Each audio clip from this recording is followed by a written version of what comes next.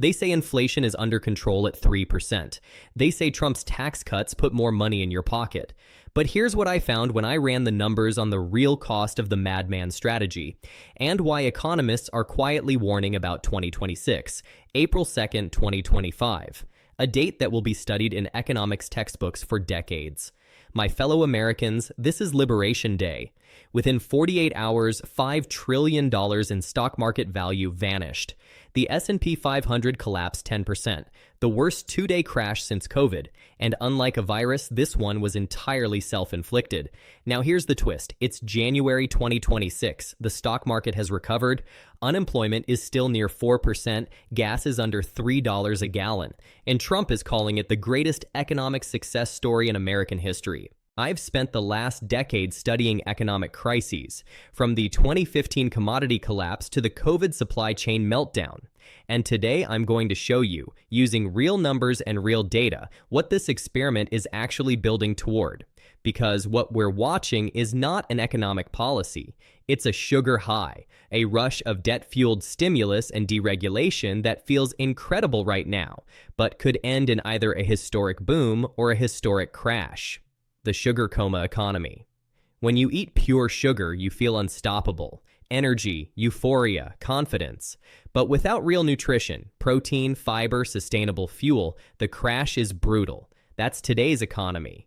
The sugar, tax cuts, deregulation, deficit spending, pressure on the Fed, the rush, stock market highs, low unemployment, cheap gas, bigger refunds, the crash that's coming, inflation, trade wars, a debt hole so deep it takes a generation to escape. This economy isn't fake. There are real benefits happening right now. But every benefit comes with a bill, and that bill hasn't arrived yet. Someone will pay it. The inflation illusion. Trump promised inflation would disappear. Reality check. When he took office in January 2025, inflation was already down to 3% from its 2022 peak of 9.1%. By December 2025, it hovered around 2.7 to 3%. That sounds like victory, until you look forward. The Peterson Institute for International Economics estimates that if Trump's full agenda is implemented, inflation could surge to 6 to 9% by late 2026, back to 2022 levels. Here's why. Driver number 1. The tariffs are taxes. Americans pay them. Trump's Liberation Day tariffs imposed a 10% tax on nearly all imports. China faces tariffs as high as 145% on some goods. The average U.S. tariff rate hit 17.7%, the highest since 1934. The Tax Foundation calculates this equals $200 per household in 2025, $20,600 per household once fully implemented. That's not theory. That's arithmetic. Driver number 2, the labor shock. Mass deportations removed hundreds of thousands of workers from agriculture, construction, food processing.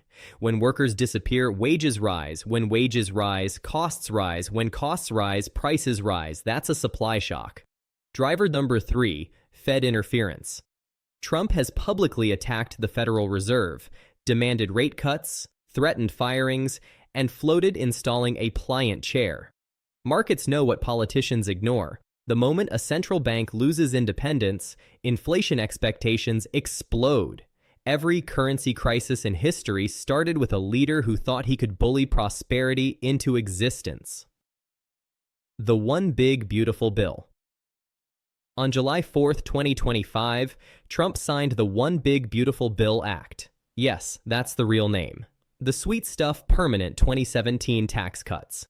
No federal tax on tips up to $25,000. No tax on overtime up to $2,500. No tax on Social Security for most retirees. Trump accounts for children the bitter truth. None of it is paid for. Doge cuts saved $160 billion one time. The tax cuts cost trillions every year. Debt projections. Tax Foundation, $3 trillion over 10 years. Penn Wharton, $7 trillion over 10 years. That's Germany and France combined, added to the credit card. And deficits this big only end two ways. Massive cuts to Social Security and Medicare. Massive tax hikes on future generations. The bill always comes due. The Madman strategy. There's a theory in geopolitics called the Madman theory. If your enemies believe you're crazy enough to destroy yourself, they'll surrender first. Nixon tried it in Vietnam. Trump is trying it with the global economy. After Liberation Day, Samsung announced $37 billion in U.S. chip plants. Hyundai pledged $26 billion. Toyota committed $21 billion tariffs forced factories into America. In that narrow sense, it worked.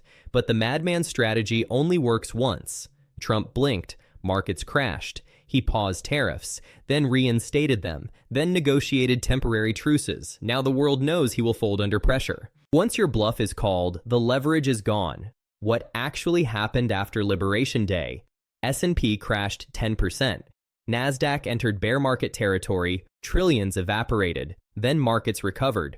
But beneath the rebound, China retaliated with 125% tariffs. U.S. farm exports collapsed, supply chains fractured. Peterson Institute projects Trump's trade policies will leave U.S. GDP 5% lower by 2026. That's $1.3 trillion in lost output, and tariff revenue fell short. Treasury projection: 500B1T reality, 288B in 2025, because higher prices mean lower sales. There is no free lunch. The jobs mirage unemployment, 4%. Sounds great, until you dig deeper.